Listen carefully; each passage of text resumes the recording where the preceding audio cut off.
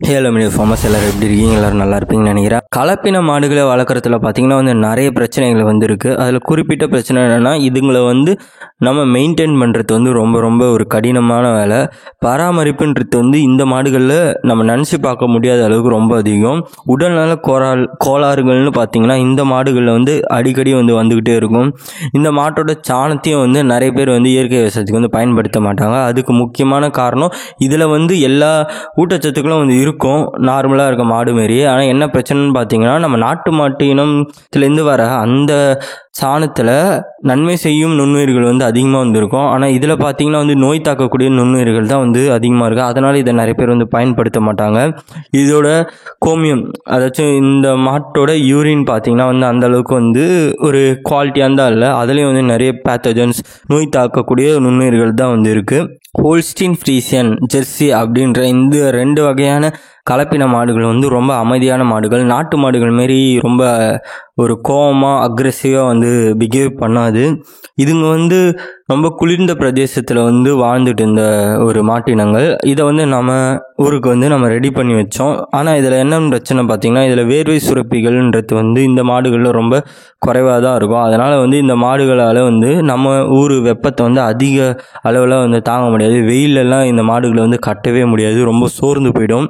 அதனாலே இதில் கலப்பினங்களை கொண்டுட்டு வந்தாங்க. என்னதான் கலப்பினத்தை கொண்டுட்டு வந்தாலும் நாட்டு மாடுகள் தாங்கக்கூடிய வெயில் இந்த மாடுகளால் தாங்கவே முடியாது.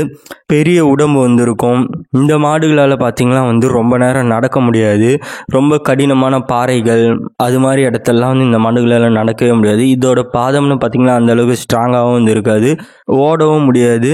இந்த மாடுகளோட அந்த மடின்னு பார்த்திங்கன்னா அதுலேருந்து பால் வர அந்த துவாரம்ன்றது ரொம்ப பெருசாக இருக்கும். அதனால் இந்த மாடுகளுக்கு மடி நோய் வர அபாயம் அதிகமாக இருக்குது. இது மாதிரி நம்ம நினச்சி பார்க்க முடியாத அளவுக்கு இந்த மாடுகளில் பிரச்சனைகள் இருக்குது.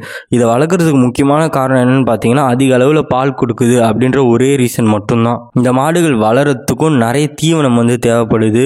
அது மட்டும் இல்லாமல் நோய் வந்துருச்சுன்னா அதை குணப்படுத்துறதுக்கு நிறைய செலவும் ஆகும். அதுலேருந்து மீண்டு வரத்துக்கு ரொம்ப காலம் ஆகும். சரி, பால் கறக்குதே, அந்த பாலாச்சும் குவாலிட்டியாக இருக்குன்னு பார்த்தோன்னா அந்த பாலும் நம்ம உடல் நலத்துக்கு நல்லதில்லை அப்படின்ற மாதிரி ரிசர்ச்லாம் சொல்லுது. இது A1 அப்படின்ற ஒரு மில்க் கேட்டகரியில் வருமா. ஸோ இந்த வகையான பாலுங்க பார்த்திங்கன்னா அதிக அளவில் கெட்ட கொழுப்பு சத்து இந்த பாலில் இருக்குமா. அதே நேரத்தில் விட்டமின் A ரொம்ப ரொம்ப குறைஞ்ச அளவில் தான் இருக்குமா.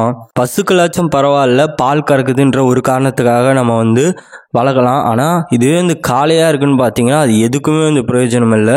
அது ரொம்ப ரொம்ப ஒரு சோம்பேறியாக இருக்கும். நம்ம நாட்டு மாடுகள் மாதிரி சுறுசுறுப்பாக எந்த வேலையுமே அதால் செய்யவே முடியாது. ஒரே இடத்துல படுத்துக்கிட்டு மட்டும்தான் இருக்கும். அதுக்கு எந்த வித பயனுமே இல்லை. நம்ம அதை வேணால் மீட் பர்பஸ்க்கு வேணால் பயன்படுத்தலாமே தவிர்த்து வேறு எந்த பயனுமே இல்லை. அதையும் பண்ணுறதுக்கு நிறைய விவசாயிகள் தயங்குவாங்க. ஸோ இது மாதிரி பிரச்சனைகள் இந்த கலப்பின மாடுகளில் இருக்குது. ஸோ மற்ற வீடியோலாம் இப்போ அப்படியே டிஸ்பிளே ஆகிருக்கும், நீங்கள் அதை டச் பண்ணி பார்த்துக்கலாம். நெக்ஸ்ட் இது மாதிரி ஒரு சூப்பரான வீடியோவில் உங்களை மீட் பண்ணுறேன். அது வரைக்கும் முழுவோம் நன்றி, தேங்க்யூ.